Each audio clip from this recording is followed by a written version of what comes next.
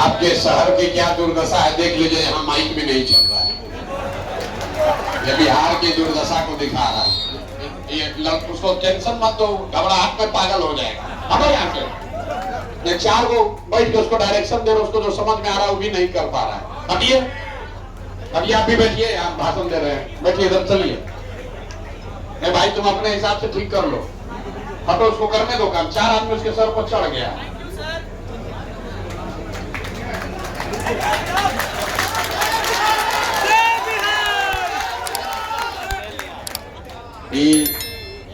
सबसे पहले तो आपका धन्यवाद कर रहे हैं कि आप लोग जहानाबाद के हिसाब से जो अभी कानून व्यवस्था का देश राज्य में स्थिति है, 9 बजे आप लोग आए हैं, यही बहुत बड़ी बात है। और ये कार्यक्रम हमको पता नहीं चल रहा है कि ये कार्यक्रम है क्या है, क्योंकि ये सभा है नहीं और सवाल जवाब का स्कोप आपने छोड़ा नहीं है। कोई बैठने वाला नहीं है, सब आदमी पीछे में खड़ा है। 5 मिनट से हम खड़ा होकर सुन रहे हैं, भाई बैठ जाओ बैठ जाओ, कोई बैठने को तैयार नहीं। मीडिया वाले साथी भी हैं, उनको पहले ही बात करना है। अरे भाई सभा खत्म हो जाएगी, आपको बाइट दे देंगे, सुबह से शाम तक बाइट दे रहे हैं। तो मुझे ये पता नहीं है कि ये कार्यक्रम क्या है, लेकिन हम लोग की समझ से हम लोग शहरों में ऐसे लोगों से जो सामान्यतः लोग चुनावी रैलियों में जाना पसंद नहीं करते हैं, या उनके पास समय नहीं है, या उनकी इच्छा नहीं है, उनको लगता है कि कहाँ भीड़ में जाएंगे, उसके लिए हम लोग शहरी क्षेत्रों में ये अवसर देते हैं कि भाई आप मेरे से मिल सकते हैं, आप अपने मन के सवाल कर सकते हैं, आपके मन में कोई सुझाव है, शंका है, तो वो भी आप मेरे सामने रख सकते हैं।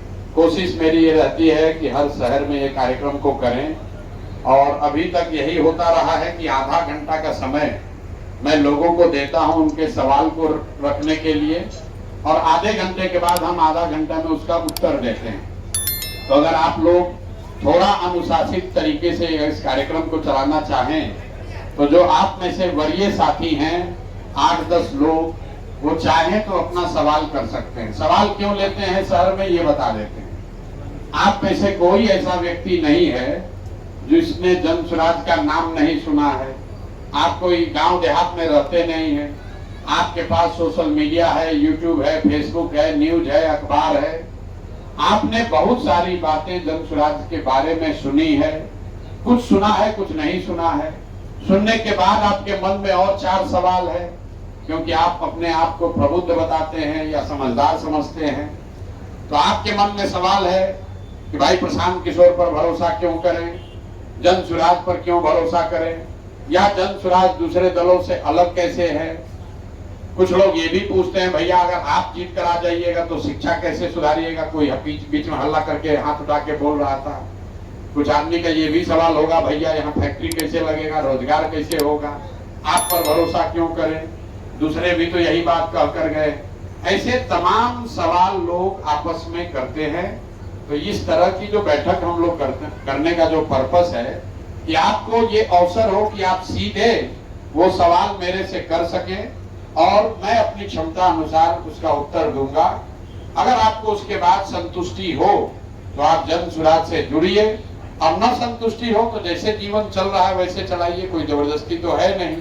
तो अगर आप सबकी सहमति हो तो हम लोग 8-10 सवाल ले सकते हैं। और अगर आपको बहुत जल्दी है, 9 साढ़े 9 बज गया है, खाना भी खाना है, घर भी जाना है, तो बात को यहीं पे खत्म किया जाए। हम सीधे ही 4-5 सवाल का उत्तर देके खत्म करते हैं। तो आप तय कर लो भैया, अगर आपको सवाल पूछना है तो मैं माइक दे देता हूँ, और नहीं तो आप कहते ही नहीं हम ही बोल के खत्म करें, तो भाषण देके निपटा देंगे। क्या तय करना है, सवाल लेना है? तो भैया जो भी साथी सवाल पूछना चाहते हैं, जो कड़वा से कड़वा सवाल आप पूछ सकते हैं।